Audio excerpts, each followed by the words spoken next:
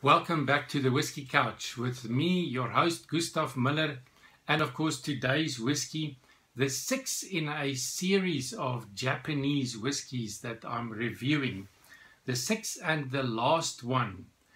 After this, I'm going to have a look at some Indian whiskies and some new Jameson releases, and maybe later on in a month or so, we will get back to the interesting Japanese whiskies. But for today, Nikka whiskey from the barrel, a very interesting blend from Japan. This whiskey brand is owned by Nikka Whiskey Distilling Company, founded in 1940 and situated in Japan. A very interesting 500 milliliter bottle, bottled at 51.4% ABV, so quite a serious alcohol percentage.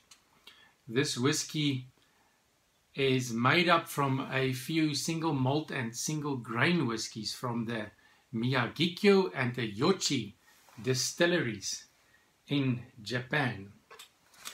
This one of my personal favorite Japanese whiskies. Beautiful amber, quite a dark color, and from what I could find out, this whiskey is distilled in ex-bourbon, first fill ex-bourbon casks. Let's see what this whiskey has for us today.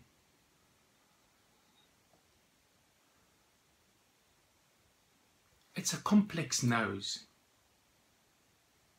There's a floral element to the aromas.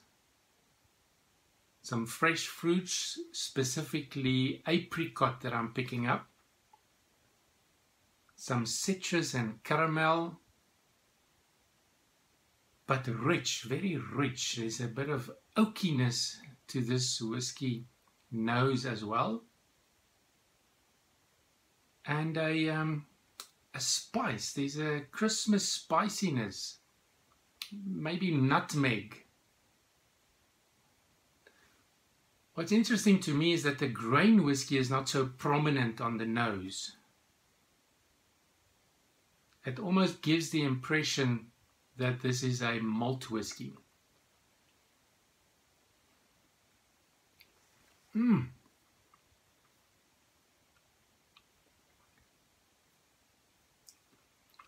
This one always surprises me. It's full-bodied, it's rich.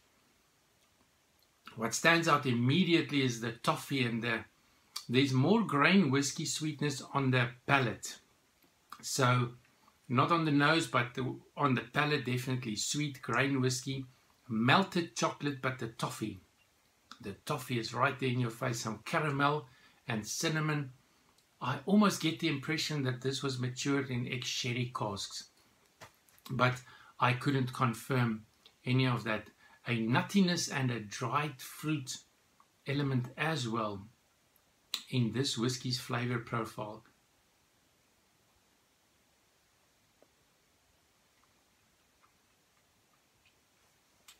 Citrus. A little bit of citrus in the background. Let's see what a few drops of water will do to this whiskey. The finish is, it's a long finish. The sweetness is lingering. The toffee is lingering. The melted chocolate changes to a bit of a bitter chocolate in the end, in the finish of this whiskey. Let's see what a few drops of water. Now the grain whiskey starts to come to the front after a few drops of water. Yes, some grain whiskey sweetness now.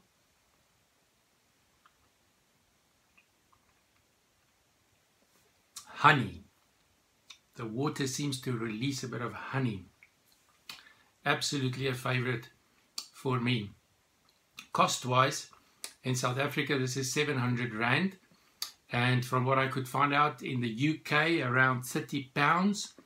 And apparently in the US, around $50. So, but it's a 500 ml bottle, so if you translate that back to a normal 700 ml or 750 ml, Quite a pricey whiskey for a no-age blended whiskey, but, well, personal opinion for me, it's worthwhile because this is one of my favorites. If you want to pair this with a food snack, I would recommend trying to connect with the chocolate and the toffee. So, but you can also connect with the caramel. There are caramel flavors in there, the toffee caramel flavors. So caramel ice cream will go well with this, or a citrus orange chocolate would go well. But for today, I've got a plain old Rollo chocolate, which is milk chocolate with a toffee center. So I'm going to try to connect with the melted chocolate and the toffee elements in the whiskey's flavor profile. Okay, pairing. Take a sip of whiskey, which I've done. Then enjoy the pairing.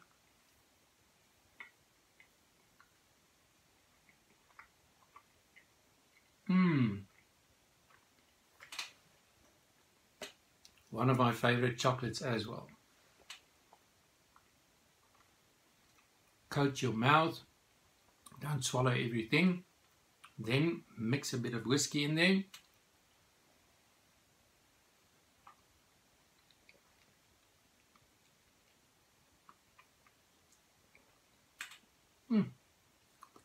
And it just connects. It's interesting how the snack pairing brings out the grain whiskey element, but it connects perfectly.